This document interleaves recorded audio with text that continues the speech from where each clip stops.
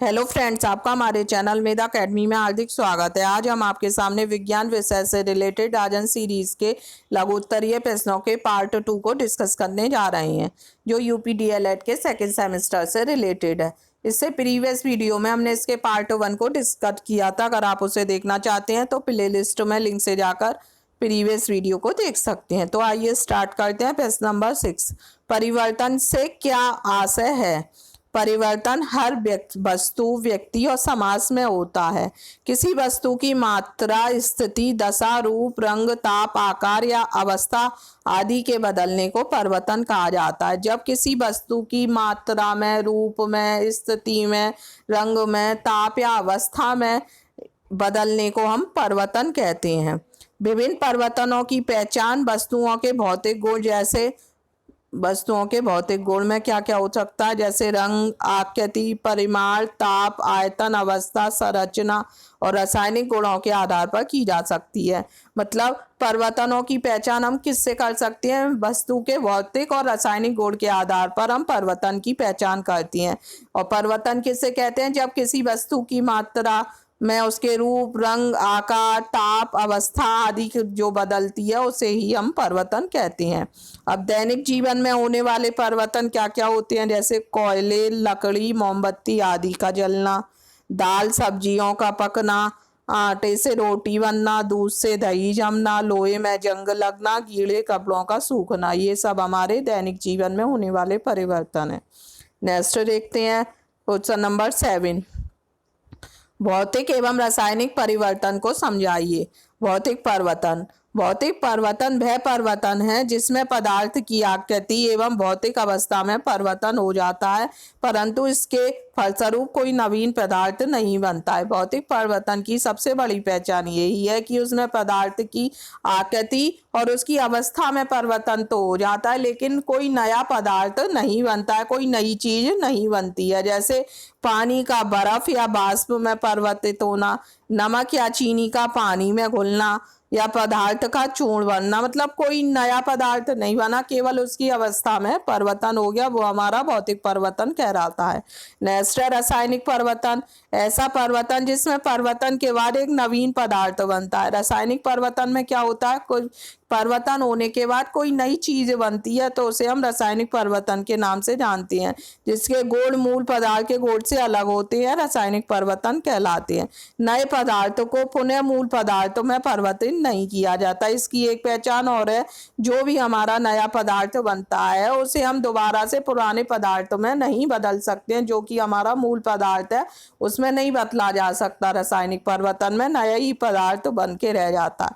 जैसे लोहे की कील पर जंग लगना, दूध से दही का जमना। अगर दूध से हमने दही बन गया तो दही को दोबारा से दूध नहीं बना सकते। रासायनिक परिवर्तन में नई चीज बन जाती है, फिर उसके बाद वह दोबारा उसी रूप में नहीं आ सकती। पदार्थ का जलना, दूध का फटना, दूध का जमना, भोजन का पचना, लोहे की कील पर जंग लगना, ये सब क्या है? हमारे रासायनिक परिवर्तन है। भौतिक परिवर्तन में परिवर्तन होता है लेकिन उसके नया पदार्थ नहीं बनता है, लेकिन रासायनिक परिवर्तन में परिवर्तन होता है और एक नया पदार्थ बनता है, और नया पदार्थ बनने के बाद वो मूल अवस्था नहीं प्राप्त करता है, वो उसी नए रूप में रहता है रासायनिक परिवर्तन में। नेक्स्ट देखते हैं प्रश्न नंबर 8, परमाणु से आप क्या समझते हैं? किसी तत्व का सूक्ष्म अंश जिसकी रासायनिक अस्तित्व, इसकी संरचना नाभिक तथा इलेक्ट्रॉन से मिलकर होती है। नाभिक में न्यूट्रॉन और प्रोटॉन होते हैं और परमाणु का आवेश शून्य होता है। मतलब जो परमाणु होता है उसकी संरचना नाभिक और इलेक्ट्रॉन से मिलकर बनी होती है, और जो नाभिक होता है उसमें हमारे न्यूट्रॉन भी होते हैं, प्रोटॉन भी होते हैं, और परमाणु का आवेश हमेशा शून्य होता है। नाभिक और इलेक्ट्रॉन से मिलकर बनी होती है। इसका रासायनिक अस्तित्व।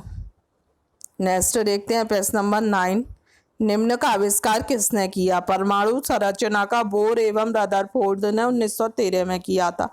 प्रोटॉन का रदरफोर्ड ने 1919 में किया। इलेक्ट्रॉन का जे थॉमसन ने 1897 में किया। न्यूटन का चैडविक ने 1932 में किया। परमाणु संख्या का मोस्ले ने 1913 में किया और परमाणु सिद्धांत का डाल्टन ने 1803 में किया। नेक्स्ट है प्रश्न नंबर 10, तत्व एवं उसके वर्गीकरण को स्पष्ट करना है। जो पदार्थ एक ही प्रकार के परमाणुओं से मिलकर बने होते हैं वे तत्व कहलाते हैं। जो पदार्थ केवल एक ही प्रकार के परमाणुओं से बने होते हैं उन्हें हम तत्व कहते हैं। तत्व को प्रतीकों द्वारा व्यक्त किया जाता है। अब तक लगभग 119 तत्व खोजे जा चुके हैं। अलग अलग तत्वों के परमाणु के गुणों में भिन्नता होती है, लेकिन किसी तत्व के सभी परमाणुओं के गुणों में समानता नहीं होती। मतलब किसी तत्व के सभी परमाणुओं के गुण समानता होती है, अलग अलग तत्वों के परमाणुओं के गुणों में भिन्नता होती है। मतलब जो अलग अलग होते हैं उनके परमाणुओं के गुणों में भिन्नता होती है, लेकिन किसी तत्व के सभी परमाणुओं के गुणों में समानता भी होती है, जैसे ऑक्सीजन और हाइड्रोजन। यौगिक दो या दो से अधिक तत्व निश्चित अनुपात में सहयोग करके एक नवीन पदार्थ बनाते हैं, यौगिक कहलाते हैं। जब दो या दो से अधिक तत्व निश्चित अनुपात में सहयोग करके एक नवीन पदार्थ बनता है तो उसे हम यौगिक कहते हैं। यौगिक के अवयवी तत्वों एवं यौगिकों के गुण अलग अलग होते हैं। यौगिक के सूत्र से उसमें उपस्थित विभिन्न तत्वों के परमाणुओं की संख्या ज्ञात हो सकती है, जैसे नमक, ग्लूकोज, कैल्शियम कार्बोनेट, जल आदि। मिश्रण दो या दो से अधिक अनिश्चित अनुपात में मिलकर मिश्रण बनते हैं। यौगिक में क्या होता है, निश्चित अनुपात में मिलकर नवीन पदार्थ बनता है, जबकि मिश्रण में अनिश्चित अनुपात में मिलकर मिश्रण बनता है, जैसे सिरका, पीतल, सोडा वाटर, वायु और शरबत। नेक्स्ट है हमारा 11। रासायनिक समीकरण से आप क्या समझते हो? किसी रासायनिक अभिक्रिया में भाग लेने वाले अभिकारकों एवं अभिक्रिया के फलस्वरूप प्राप्त होने वाले उत्पादों को प्रतीक एवं सूत्रों द्वारा निरूपित करने को रासायनिक समीकरण कहा जाता है। कहने का तात्पर्य किसी रासायनिक अभिक्रिया जो करते हैं उनमें भाग लेने वाले जो भी अभिकारक है या अभिक्रिया के फलस्वरूप होने वाले उत्पादकों को हम जिन भी प्रतीकों से या जिन भी सूत्रों द्वारा हम जानते हैं उसे हम रासायनिक समीकरण कहते हैं। रासायनिक समीकरण बनाने के लिए निम्नलिखित तथ्यों की जानकारी होनी जरूरी है। कैसे बना सकते हैं? सबसे पहला, अभिक्रिया में भाग लेने वाले पदार्थों का, हम जो भी अभिक्रिया कर रहे हैं उनमें क्या क्या पदार्थ हमने लिए हैं उसके बारे में जानकारी होनी चाहिए। सेकंड, अभिक्रिया के फलस्वरूप उत्पन्न उत्पादों का ज्ञान, जो भी अभिक्रिया हमने की है वो अभिक्रिया करने के बाद कौन सा उत्पाद बना है उसके बारे में भी हमें जानकारी होनी चाहिए। थर्ड, अभिकारकों तथा उत्पादकों के संकेत एवं सूत्र का ज्ञान, जो भी अभिकारक है या जो भी उत्पाद है उसके संकेत का और उसके सूत्र का भी ज्ञान होना जरूरी है। फोर्थ, अभिक्रिया के लिए उचित ताप एवं उत्प्रेरक का ज्ञान भी होना जरूरी है। जो भी अभिक्रिया कर रहे हैं उसके लिए उचित ताप और उत्प्रेरक का ज्ञान भी होना आवश्यक है। नेक्स्ट है क्वेश्चन नंबर 12। अम्ल, क्षार व लवण को स्पष्ट कीजिए। सबसे पहले हम अम्ल को देखेंगे, एसिड जिसे कहते हैं। अम्ल वे पदार्थ हैं जो जलीय विलयन में हाइड्रोजन आयन देते हैं और हाइड्रोजन आयन के अतिरिक्त कोई आयन नहीं देते हैं। मतलब अम्ल क्या होते हैं? जो जलीय विलयन में हाइड्रोजन आयन जिसे H+ कहते हैं देते हैं, उसके अतिरिक्त वो कोई और धनायन नहीं देते हैं।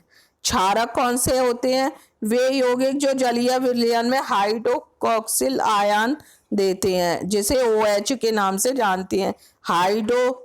हाइड्रोक्सिल आयन के अलावा ये कोई भी ऋणायन नहीं देते हैं। अम्ल क्या देते हैं? धनायन देते हैं और क्षारक ऋणायन देते हैं। नेक्स्ट है लवण।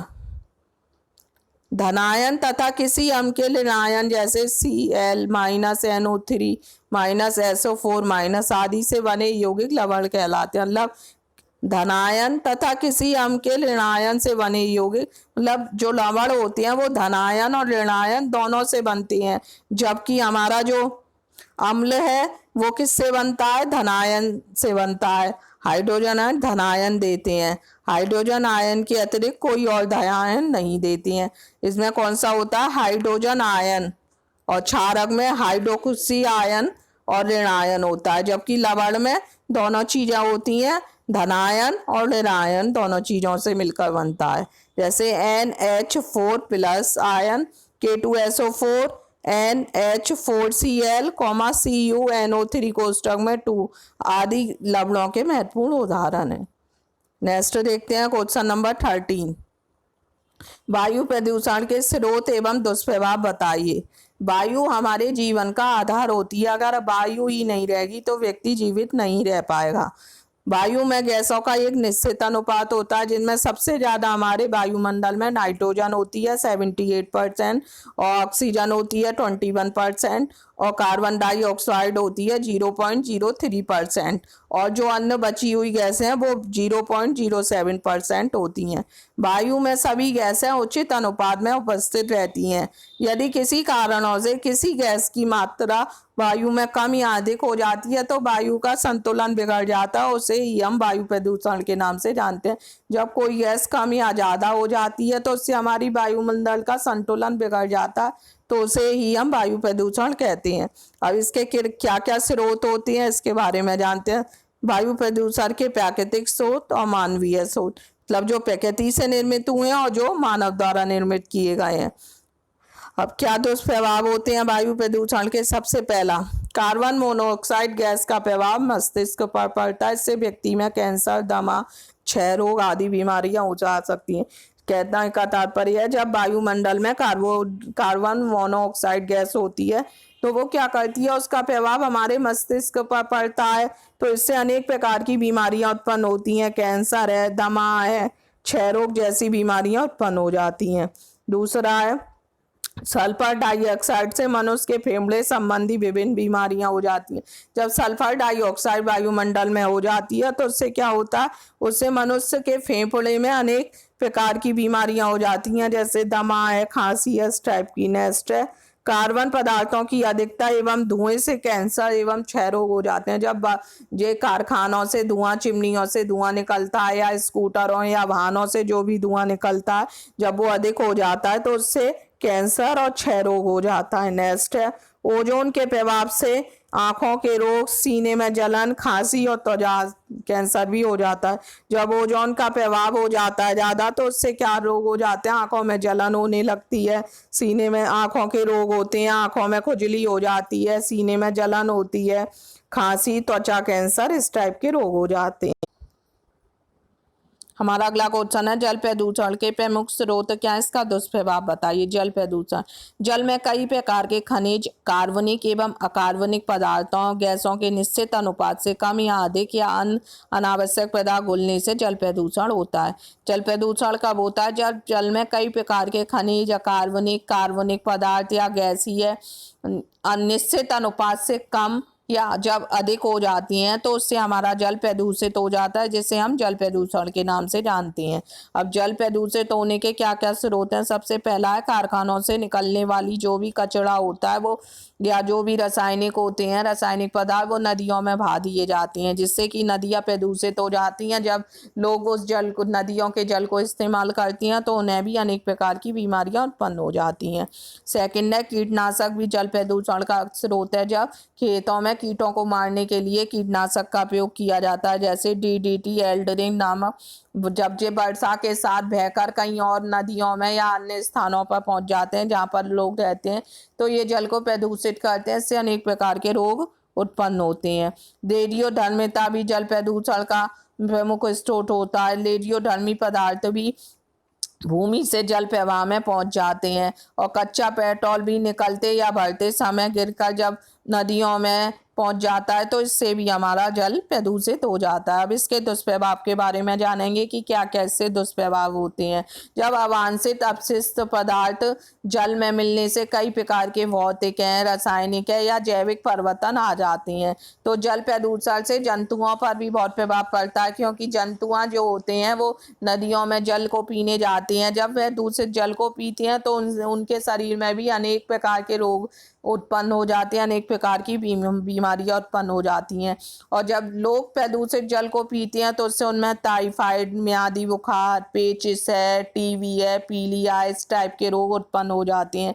प्रदूषित जल में अनेक प्रकार के हानिकारक जीवाणु, विषाणु होते हैं, उनके अंडे होते हैं जो मनुष्य में अनेक प्रकार की बीमारियां पैदा कर देते हैं और मनुष्य का शरीर को भी खराब कर देते हैं, जिससे वह ठीक प्रकार से कार्य नहीं कर पाता और उसकी जो कार्य करने की क्षमता है वो भी धीरे धीरे कम हो जाती है। उम्मीद करते हैं आपको राजन सीरीज़ का सेकंड पार्ट अच्छे से क्लियर हुआ होगा। अगर आपको हमारा वीडियो अच्छा लगा हो तो प्लीज़ वीडियो को लाइक कीजिए और अपने फ्रेंड्स को शेयर कीजिए, जिससे कि वो लोग भी चैनल के माध्यम से अपनी स्टडी को और भी बेहतर बना सकें। और इसका अगला पार्ट देखने के लिए हमारे चैनल को सब्सक्राइब कीजिए। Thank you.